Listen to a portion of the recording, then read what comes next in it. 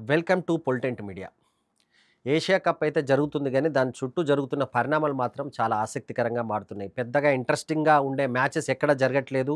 One sided మ్యాచ్‌లే జరుగుతున్నప్పటికీ, ముఖ్యంగా పాకిస్తాన్ చుట్టే ఈ మొత్తం ఎపిసోడ్ తిరుగుతున్నట్టుగా కనిపిస్తుంది. పాకిస్తాను దీనికి సంబంధించి కొంత వివాదం చేసే ప్రయత్నం చేసింది. మ్యాచ్ రెఫరీని తొలగించాలని డిమాండ్ చేసింది. మేము బాయ్‌కాట్ చేస్తామన్నది అన్నీ చేసింది కానీ, మొత్తానికైతే మ్యాచ్ మాత్రం ఆడాల్సిన పరిస్థితి వచ్చింది.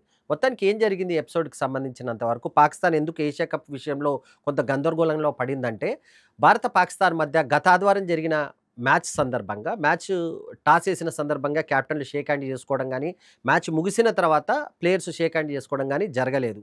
దీనిని పాకిస్తాన్ ఒక పెద్ద వివాదం చేయాలని ప్రయత్నించింది. ముఖ్యంగా ఐసీసీ రెఫరీ ఎవరైతే ఉన్నారో దీనన్నిటికి ఆయనే కారణం గనక ఆయన పైన చర్యలు తీసుకోవాలి. ఆయనను మొత్తాన్ని తొలగించాలని చెప్పేసి పాకిస్తాన్ క్రికెట్ బోర్డు ఐసీసీకి లేఖ రాసింది. లేకపోతే ఒకటి కాదు 2, 3 లేఖలు రాసింది. లేకపోతే తాము ఏషియా కప్ నుంచి వైదొలుగుతామని కూడా హెచ్చరించింది.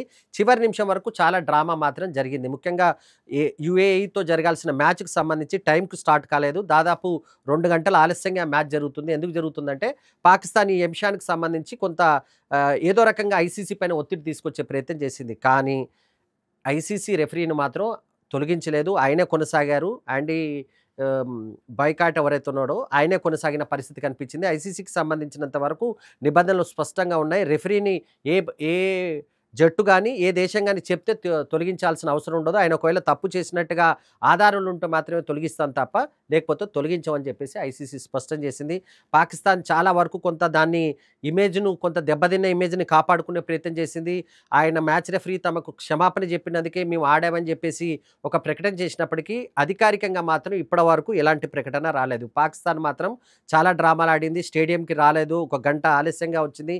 మ్యాచ్ కూడా 2 గంటల పాటు ఆలస్యంగా అయింది. ఈ మొత్తం ఎపిసోడ్‌లో చాలా ఇంట్రెస్టింగ్ ఫ్యాక్టర్ ఏంటంటే, ఈ ఏషియా కప్ నిర్వహిస్తుంది మౌసిన్ నఖ్వీ. ఎవరైతే పాకిస్తాన్‌కి సంబంధించిన ప్రెసిడెంట్ ఉన్నారో క్రికెట్ బోర్డుకి సంబంధించి ఆయన కూడా ఏషియన్ క్రికెట్ కౌన్సిల్‌కి ఆయన కూడా ప్రెసిడెంట్‌గా ఉన్నారు.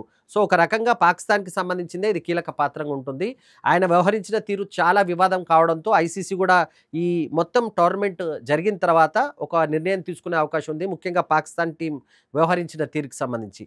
అదే సమయంలో మళ్ళీ వచ్చే ఆదివారం ఇండియా, పాకిస్తాన్ మళ్ళీ గ్రూప్ 4 స్టేజ్‌లో మళ్ళీ తలపడబోతున్నాయి. అప్పుడు కూడా 2 టీమ్‌లు షేక్ హ్యాండ్‌లు ఇచ్చుకునే అవకాశం ఉండకపోవచ్చు. ఎందుకంటే ఇండియన్ టీమ్ చాలా క్లారిటీగా చెప్పింది. మేము షేక్ హ్యాండ్స్ ఇవ్వమని చెప్పింది. సో, అప్పుడు ఏం జరుగుతుందో మళ్ళీ చూడాలి. అదే సమయంలో ఒకవేళ ఇండియన్ టీమ్ కప్పు గెలిస్తే ఎవరైతే నఖ్వీ ఉన్నారో ఆయన చేతుల నుంచి కప్పు తీసుకుంటుందా అంటే తీసుకోమని చెప్పేసి ఇప్పటికే ఇండియన్ క్రికెట్ టీం ప్రకటించిన నేపథ్యంలో ఏషియా కప్‌కు సంబంధించి వివాదాలు మాత్రం అదే విధంగా కొనసాగుతున్నాయి.